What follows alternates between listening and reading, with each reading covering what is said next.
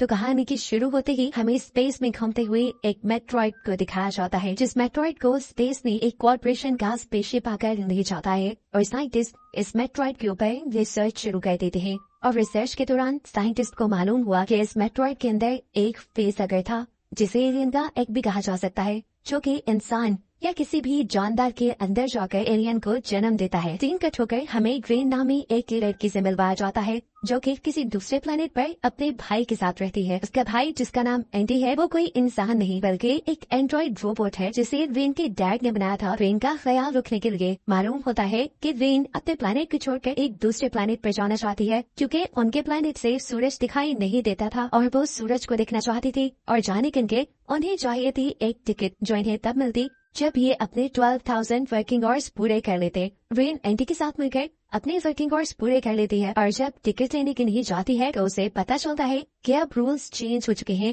पहले जो टिकट 12,000 घंटे काम करने के बाद मिलता था, अब वो टिकट 24,000 घंटे काम करने के बाद मिलना था। रेन भी सुनकर दुखी हो गई, क्योंकि वो हर सूरत दूसरे प्लेनेट पर जाना चाहती थी। फिर वो अब अपनी दोस्त के घर जाती है, जहाँ उसका दोस्त, जिसका नाम टाइगर है, वो उसे बताता है कि उसने स्पेस में एक टूटे हुए स्पेसशिप को देखा है, जिस स्पेसशिप के अंदर बहुत सारे ड्राईपोर्ट चैम्बर हैं, जिनके जरिए वो बहुत ही आसानी से किसी दूसरे प्लेनेट पर जा सकते हैं। इस तरह दूसरे प्लेनेट पर जाने के लिए उन्हें किसी टिकट की भी जरूरत नहीं पड़ेगी। लेकिन एक प्रॉब्लम थी, इन सारे चैम्बर्स को खोलने के लिए उनको एक रोबोट की जरूरत थी। ये सब लोग मिलकर ग्रीन से रिक्वेस्ट करते हैं, अगर तुम हमारी मदद करो तो हम सब यहाँ से निकल सकते हैं, बस हमें तुम्हारे रोबोट एंडी की जरूरत है। मैं वादा करता हूँ उसे कोई नुकसान नहीं होगा। अब क्योंकि रिंग भी जानती थी कि इस प्लेनेट को छोड़ने का इससे अच्छा कोई और रास्ता नहीं है, इसलिए वो बाकी सबकी मदद को मान जाती है। तो फिर बस ये लोग एक प्लान बनाते हैं और अपने स्पेसक्राफ्ट में बैठकर स्पेस की तरफ निकल जाते हैं। स्पेस में जाने के बाद इन्हें पता चलता है कि जिस स्पेस स्टेशन के पीछे ये लोग जा रहे थे, उसके 2 पार्ट्स थे, एक का नाम रेमस था और दूसरे का नाम रेमुलस। और सबसे बुरी बात ये थी कि रेमुलस अब तबाह होने वाला था, वो भी सिर्फ 37 मिनट के अंदर। ये सुनकर सभी डर जाते हैं, लेकिन टाइगर सबको हौसला देता है और कहता है कि वो लोग सिर्फ 30 मिनट में अपना काम खत्म करके वापस आ जाएंगे। ये कहने के बाद टाइगर, एंडी और अपने एक और पार्टनर को लेकर रेमुलस के अंदर चला जाता है और बाकी इनकी ग्रुप की तीनों लड़कियां रेमस में बैठकर उन्हें देख रही थी। एंडी रेमुलस के सिस्टम को खोल सकता था। एंडी के रेमुलस को खोलने के बाद ये लोग अंदर जाते हैं और ये देखकर वो हैरान थे कि रेमुलस का एक हिस्सा ऐसे तबाह हुआ था जैसे वो मेल्ट हो गया हो, और यहाँ पर आधा मेल्ट हुआ रोबोट भी पड़ा था। खैर, अभी इन सब पे ध्यान देने का वक्त नहीं था। ये लोग आगे जाकर ड्राई पोर्ट्स पर ढूंढते हैं, जो इन्हें मिल भी गए। लेकिन बुरी बात ये थी कि इनके अंदर ज्यादा फ्यूल नहीं था, इसलिए अभी लोग स्पेस स्टेशन के अंदर फ्यूल को ढूंढने लगे। सभी ड्राईपोर्ट्स में सिर्फ 3 साल के लिए फ्यूल था और इन्हें दूसरे प्लेनेट पर जाने के लिए 9 साल के लिए फ्यूल चाहिए था। फ्यूल को ढूंढते ढूंढते ये तीनों एक ऐसे चैम्बर में आ गए जहाँ पर एलियन के एग्स के लिए फेसहगर्स को फ्रीज करके रखा गया था। ये फेसहगर्स इंसानों के मुंह के साथ चिपक जाते थे और फिर इंसानों के सके एलियंस पैदा होते थे। ये देखकर ये सब लोग डर जाते हैं और यहाँ से बाहर निकलने की कोशिश करते हैं, लेकिन अफसोस के अब इस चैम्बर का दरवाजा बंद हो चुका है। और इससे भी बड़ी मुसीबत की कि इस चैम्बर का टेम्परेचर वक्त के साथ साथ बढ़ता जा रहा है। एंडी इस दरवाजे को इसलिए खोल नहीं पा रहा क्योंकि उसकी टेक्नोलॉजी पुरानी है, साथ ही उसके पास इस स्पेस स्टेशन के सिक्योरिटी कोड्स भी नहीं है। ये सब कुछ इनकी बाकी तीनों पार्टनर भी रेमस ने इन स्पेसशिप के दूसरे पार्ट में बैठकर देख रही थी। इनको मुसीबत में देखकर वो इनकी मदद के लिए रेमुलस के अंदर आ जाती है। यहाँ आकर उनका भी सामना सबसे पहले उस आधे मेल्ट हुए रोबोट से होता है। इसे देखकर रेन को एक आइडिया आया, क्योंकि ये इसी स्पेसशिप का रोबोट था, इसीलिए उसके पास इस स्पेस स्टेशन के सिक्योरिटी कोड्स हो सकते थे और अगर इस रोबोट की चिप एंटी के अंदर डाल दी जाती तो वो भी इस काबिल हो जाता कि इस पूरी स्पेसशिप के सिस्टम को कंट्रोल कर पाए। इसीलिए वो इस रोबोट की चिप को निकालकर अब उस चैम्बर के पास पहुंचती है, जिसके अंदर वो तीनों पार्टनर्स फंसे हुए थे। दरवाजे में बने हुए एक होल से वो ये चिप एंडी को पकड़ाती है। एंडी ये चिप अपने अंदर लगा देता है और फौरन ही रीबूट होना शुरू हो जाता है। जितनी देर में एंडी का सिस्टम अपडेट हो रहा था, इतनी देर में इस चैम्बर का टेम्परेचर इतना ज्यादा बढ़ चुका था कि अब फेसहगर्स भी मेल्ट होने लगे थे, जिन्हें पहले यहाँ पर फ्रीज करके रखा गया था। बर्फ के मेल्ट होते ही फेसहगर्स आजाद हो जाते हैं। सिस्टम अपडेट होते ही एंडी ये चैम्बर खोल लेता है और ये लोग जल्दी से बाहर निकल जाते हैं। और इससे पहले कि ये लोग इस चैम्बर को दोबारा बंद कर देते, उस चैम्बर में से एक फेसहगर जंप करके इनकी एक साथी के ऊपर हमला कर चुका था। उसने पूरी तरह इनके साथी के फेस को कवर कर लिया था, जिससे जान छुड़वाने के लिए रिन को यहाँ एक आइडिया आता है। तो यहाँ एक फ्रीजिंग गन से इस फेसहगर की टेल को फ्रीज कर देती है, जिसके बाद फाइनली ये लोग उसके मुंह से इस स्पेस हगर को निकालने में कामयाब हो गए, लेकिन इन्हें ये मालूम नहीं हो पाया कि उस स्पेस हगर ने इस लड़की के मुंह में कुछ इंजेक्ट कर दिया था। अभी ये लोग इस मुसीबत से निकले ही थे कि एकदम से स्पेस स्टेशन के दोनों हिस्सों के दरमियान वाला चैम्बर बंद हो गया और ऐसे ये लोग दो टीम्स में बट कर रह गए। एक टीम में थे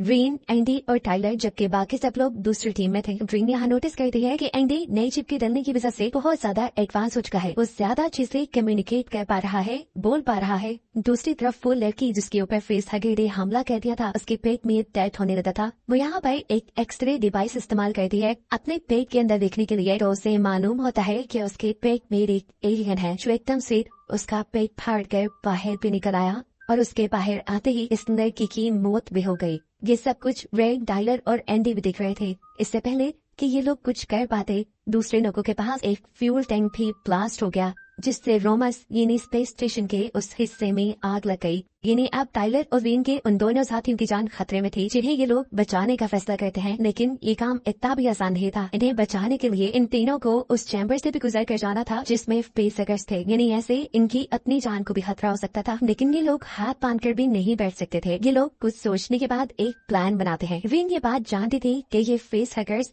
इंसानों की बॉडी टेम्परेचर और शोर की वजह से उन्हें डिटेक्ट कर पाते हैं। ये लोग वैसे भी देख या पहचान नहीं सकते, सो इसलिए इन्होंने फैसला किया कि ये लोग चैम्बर का टेम्परेचर इंसानों के टेम्परेचर के मुताबिक कर देंगे, जिससे इंसानों का अंदर होना इन्हें पता नहीं चलेगा और बिना शोर किए ये लोग आगे बढ़ जाएंगे। और इसी प्लान के मुताबिक ये लोग आगे बढ़ने लगते हैं। दूसरी तरफ रोमस ने उन दोनों बहन भाइयों को दिखाया जाता है, वो लोग आग से अपनी जान बचाने के लिए आगे बढ़ रहे थे, लेकिन तभी उस लड़की का सामना हुआ एक एलियन से। ये वही एलियन था जो मरने वाली लड़की के पेट से निकला था और कुछ ही देर में वो इतना बड़ा हो चुका था, इससे पहले कि वो उस लड़की को डिटेक्ट करके उसे मार देता। एकदम से उस लड़की के पीछे उसका भाई आ जाता है और उसके मुंह पे हाथ रख देता है ताकि लड़की कुछ शोर न करे, और फिर उसका भाई अपने एक वेपन को एलियन के पेट में घुसा देता है। इसका मतलब था कि एलियन अब मर गया, लेकिन हकीकत ये थी यहाँ एलियन ने इन्हें मैनिपुलेट करने के लिए सिर्फ माइंड इंजेक्टिंग की थी। वो भी जिंदा था और अपना बदला लेने के लिए वो इस लड़की के ऊपर अपना बहुत सारा एसिड गिरा देता है, जिससे ये लड़का अपनी बहन की आंखों के सामने ही जलकर मर गया। वो देखकर वो लड़की बहुत ज्यादा डर चुकी थी। अपनी जान बचाने के लिए वो चैम्बर की डोर की तरफ भागती है, लेकिन चैम्बर का दरवाजा बंद था। खौफ में उसने चैम्बर का दरवाजा खड़काना शुरू कर दिया। ये बात जाने बगैर ये एलियन शोर से ही अट्रैक्ट होते थे। उसकी आवाज़ें सुनकर एलियन भी उसका पीछा करना शुरू कर देता है, जबकि दूसरे चैम्बर में मौजूद टाइलर और रेन भी उसकी आवाज़ें सुन पा रहे थे। उसकी चीखने चिल्लाने की आवाज़ें सुनकर टाइलर भी बुरी तरह डिस्ट्रैक्ट हो गया और चलते हुए उससे शोर हो गया। ऐसे बहुत से फेसहगर्स उनकी तरफ अट्रैक्ट हो गए। इन सब की जान खतरे में थी, लेकिन यहाँ पर एंडी इन दोनों की मदद करता है और इन दोनों को ही वक्त रहते उस चैम्बर से बाहर निकाल कर फेसहगर्स से बचा लेता है। फाइनली अब ये लोग दूसरे चैम्बर में आ गए थे जहाँ ये लोग सेफ थे। इस चैम्बर का दरवाजा स्पेसशिप के दूसरे हिस्से के साथ भी मिल रहा था, जहाँ पर वो दूसरी लड़की मुश्किल में थी। उसके पीछे एलियन पड़ा हुआ था। वो लड़की जोर जोर से इनके चैम्बर का दरवाजा खड़काती है, लेकिन एंडी ये दरवाजा नहीं खोलता। यानी एंडी उसकी मदद नहीं करता, क्योंकि अब उसका मकसद इंसानों की हिफाजत करना नहीं रहा था। क्योंकि उसके अंदर की चिप रीन ने इस स्पेस स्टेशन के रोबोट की चिप के साथ बदल दी थी, इसलिए अब उसका असल मकसद था इस स्पेसशिप को बचाना। और क्योंकि स्पेस स्टेशन के दूसरे हिस्से में एलियन था, इसीलिए उसने ये दरवाजा नहीं खोला कि कहीं एलियन स्पेसशिप के इस हिस्से में भी आकर तबाही न मचा दे। रीन एंडी को कहती रह जाती है दरवाजा खोलो, वो खतरे में है, लेकिन एंडी उसकी एक बात नहीं सुनता और सामने ये दूसरे चैम्बर के अंदर इनकी आंखों के सामने ही एलियन उस लड़की पे हमला करके खत्म कर देता है। उसकी मौत रीन को पागल रह चुकी थी। उस समय वो एंडी के मुंह पे थप्पड़ मारती है और कहती है तुम पहले जैसे नहीं रहे, तुम बदल गए हो, संदिल हो गए हो। फिर एंडी खुद ज्यादा रिएक्ट नहीं करता और रीन और दूसरे साथी को लेकर इसी स्पेस स्टेशन में मौजूद एक लैब में आता है, जहां साइंटिस्ट ने बहुत सारे एक्सपेरिमेंट करके एक ऐसा लिक्विड बनाया था जिसकी मदद से किसी भी इंसान की किसी भी बीमारी को ठीक किया जा सकता था। यहाँ तक कि वो इंसान जो बिल्कुल मरने के करीब था उसको भी जिंदगी दी जा सकती थी। रीन यहाँ पर एक वीडियो भी देखती है जिसमें उनके इस लिक्विड का एक डेमो दिया गया था। एक बीमार माउस यानी एक बीमार चूहे के अंदर जैसे ही इस लिक्विड को इंजेक्ट किया गया तो एक ही सेकंड में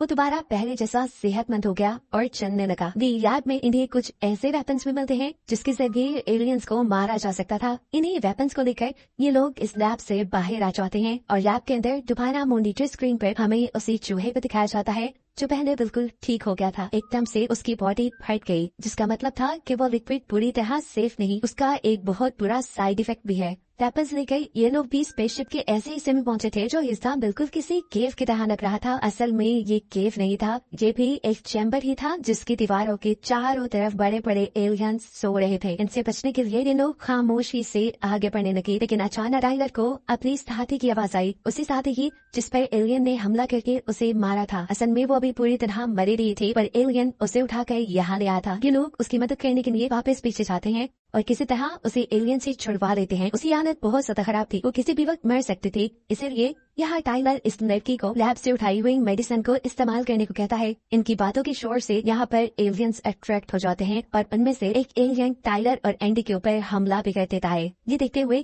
तेजी से वेन अपनी दूसरी साथी को एक एलिवेटर में छोड़ देती है और फिर एंडी को बचाने के लिए जाती है, क्योंकि एलियन के हमले की वजह से टाइगर तो अब मर चुका था। वेन एंडी को पकड़कर उसके सर से वो चिप उतार देती है जो इस स्पेसशिप के रोबोट की उसने एंडी के अंदर डाली थी। ये चिप निकलते ही एंडी बिल्कुल पहले जैसा हो जाता है। अभी उसने ये किया ही था कि इतने में बहुत से एलियंस ने उनके ऊपर हमला कर दिया। इससे पहले कि इस हमले में वेन या एंडी को कोई नुकसान होता, वेन यहाँ पर अपना दिमाग चलाते हुए इस स्पेसशिप की आर्टिफिशियल ग्रेविटी को खत्म कर देती है और ये सब एलियंस हवा में उड़ने लग जाती है। जिसके बाद वेन अपना वेपन उठाती है और एलियंस के ऊपर हमला करना शुरू कर देती है। उसके इस हमले से काफी सारे एलियंस मारे जा चुके थे, लेकिन फिर बदकिस्मती से उसके हाथ से उसका वेपन छूट गया और ऐसे एक एलियन बहुत करीब आ गया उसके। वो उसे बिल्कुल मारने वाला था, लेकिन वक्त रहते एंडी ने उस एलियन के ऊपर हमला करके उसे मार दिया और अपनी ड्यूटी पूरी की, वेन को बचाने की ड्यूटी। दूसरी तरफ एलिवेटर के अंदर हमें उस लड़की को दिखाया जाता है जिसके ऊपर एलियन ने हमला किया था। उसे बहुत ज्यादा दर्द हो रहा था,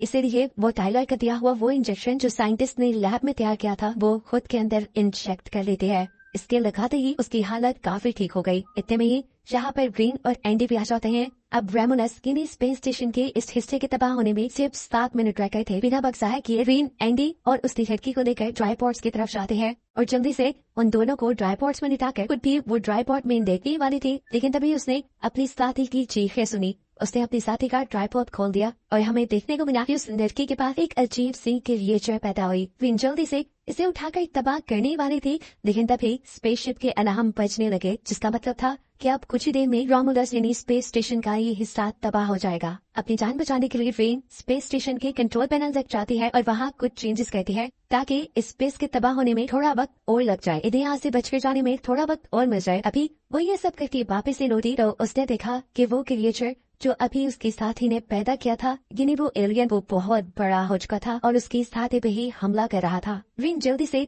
उसके ऊपर हमला करती है पर फौरन खुद पीछे की तरफ जाकर एक स्पेस सूट पहन लेती है। स्पेस सूट पहनकर उसने अपने आप को स्पेसशिप के साथ बांध लिया और जैसे ही उसने देखा कि एलियन उसके ऊपर हमला करने वाला है तो उसने खुद स्पेस स्टेशन के अंदर से जंप कर दी। एलियन ने भी उसके ऊपर हमला करने के लिए स्पेस में जंप की तो वो स्पेस में ही फंस गया और चूंकि खुद विन ने स्पेस सूट पहन रखा था, उसकी मदद से वो स्पेस स्टेशन के अंदर वापस आ गई, जिसका मतलब था कि अब विन और एंडी जिंदा बच पाए थे। एंडी को उसने पहले ही ट्राइपॉड में लिटा दिया था और अब वो खुद भी ट्राइपॉड में लेट जाती है और फाइनली ये दोनों निकल जाते हैं एक दूसरे प्लेनेट के लिए, जिन्हें दिखाते हुए ये कहानी यहाँ खत्म हो जाती है।